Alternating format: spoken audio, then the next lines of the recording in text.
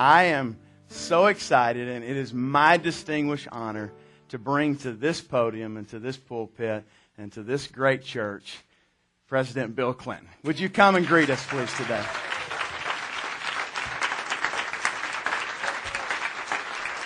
Thank you so much.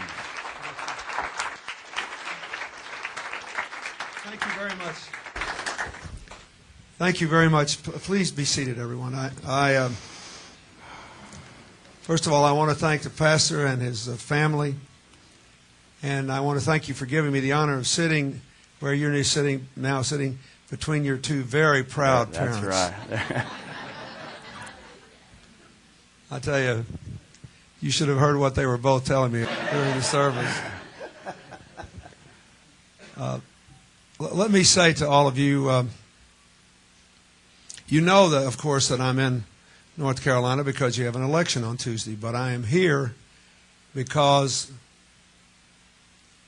by a remarkable twist of good fortune 31 years ago, when I became the Attorney General of my state at the age of 30, the woman who was my financial officer was the daughter of Pentecostal pastors.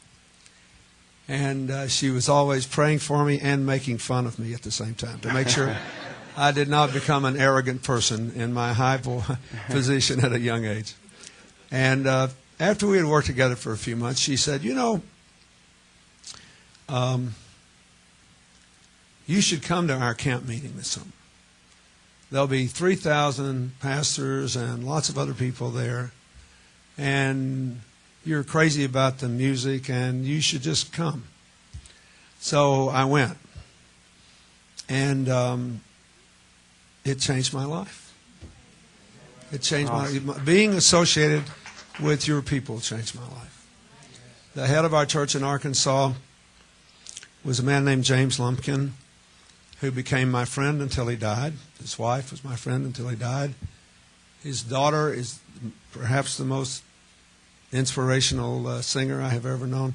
And her husband, Anthony Mangan, they pastor the largest Pentecostal church in Louisiana. Some of you know them. And our families, Hillary and I, and Anthony and Mickey Mangan and our children, we sort of grew up together. And we saw them every summer. And when I was president, I went twice to their Easter Messiah service in Alexandria. I watched them build their church when Hurricane Katrina hit.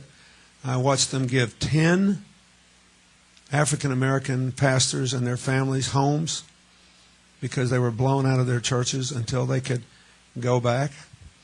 I watched them build an operation to help kids who were in trouble without regard to race, to bring people together, to lift them up again. When I was president, it is true what you said. The Pentecostals were being somewhat persecuted among the Palestinians in the territories. And so I called Yasser Arafat and I said, you keep telling me you're a friend of the Christians, here's your shot. Yeah. Get off their back. They're my friend.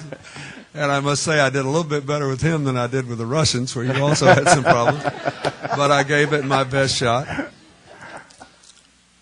And when I wrote the autobiography in 2004, I wrote 2 or 3 pages about the Pentecostal church.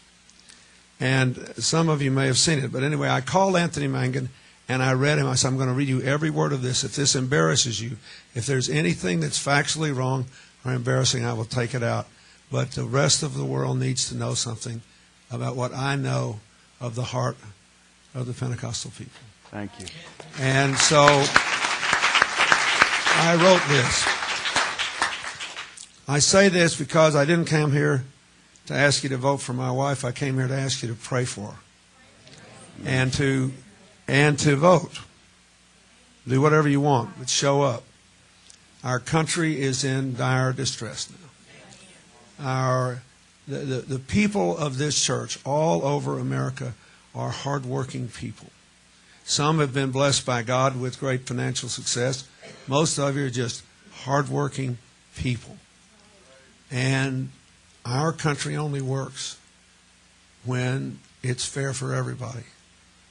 Across all the lines, all the racial and religious and gender and other lines. Everybody's got to have a fair chance.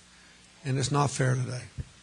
So I just want you to pray for her and to make your voices heard. And do whatever you think is right, but don't sit this out, because we are being called upon to return to our true purpose. And we must do it. And we are being given a chance to do it. And the people of North Carolina are being given a chance to do it. So I ask you for that. The other thing I just want to say is thank you. 31 years ago, I found the Apostolics, and it changed my life. And it has never failed to be a blessing to me and to Hillary and to our daughter. The Mangans called me once. I'll tell you a good story. I wrote about this when I was having a particularly rough time as president. And Anthony Mangan called me and he said, I want to come see you, and Mickey wants to come, and we won't stay long. I said, well, I'm going to be in the White House tomorrow. He said, we're going to come for 20 minutes. I said, wait a minute, you're going to come all the way up here from Alexandria, Louisiana to see me for 20 minutes? He said, yeah. He said, you've always been there for us. We're here for you. So he came up to see me. We said a prayer. Mickey gave me a song she wrote for me. They turned around and left. That's the kind of, just because he knew I needed them. And I needed to be reminded in the dark hour that I, too, was a child of God. This is why I'm here today. Amen. And I just want to say lots of interesting things have happened because of this. When Mickey Mangan and a woman named Janice Jostrand, who's now, she and her husband Keith pastor a church in Ohio now, they performed at my inaugural church service in '93. On the way out, the then chairman of the Joint Chiefs of Staff, Colin Powell, who is known to many of you, leaned over to me and said, where'd you find white women who could sing like that? He said, I didn't know there were any white women who could sing like that. I looked at him and I said, General, that's one of the reasons I won. Because I know those people. When my mother died and we had her funeral and we had to move it to the convention center in my hometown, Janice Jostrand sang Holy Ground at my mother's funeral. She also is a remarkable person. I don't know if you know them, but she's a stunning musician. And I heard her play once. I said, Janice, where did you study? She said, I didn't. God taught me to play. God taught me to play. And she never, in her mid-30s, she went back and finally started studying music so she could write more sophisticated compositions. But my mother was an unusual woman who had many kinds of friends. Janice Jostrand is up there singing Holy Ground. The ground is moving. And all of a sudden, I feel this grip on my shoulder. And I turn around, and one of my mother's friends, Barbara Streisand, looked at me and she said, who is that woman and what is that music? I have never, ever heard anything like it. And I said, I have been trying to tell you about this for years. For the first time in her life, she recorded an album of spiritual music because she heard an apostolic woman singing at my mother's funeral. Awesome. That's you have awesome. no idea what the reach of your spirit is. I have to tell you, here we are in this little church in North Carolina, and I don't know where you found this guy. but I don't know where you found him. But I wouldn't let him go if I were you. I'd hang right on to him. And all the rest of you, you're just wonderful. So that's what I have to say. I just thank you for letting me spend a few minutes with you. You know, when you get close to these elections, the tensions are up, the temperature is up. We're all liable to say something we shouldn't say, and we're all feeling things we shouldn't feel. So it is a very good thing for me to be here. Awesome. And I thank you. I ask you for your prayers. I'm very proud of my wife, and I'm very proud of our daughter. And I'm very proud of the campaign that Hillary has made. And this will be an important thing Tuesday.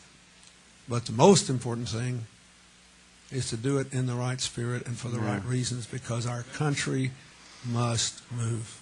Amen. Thank you and bless you. Amen.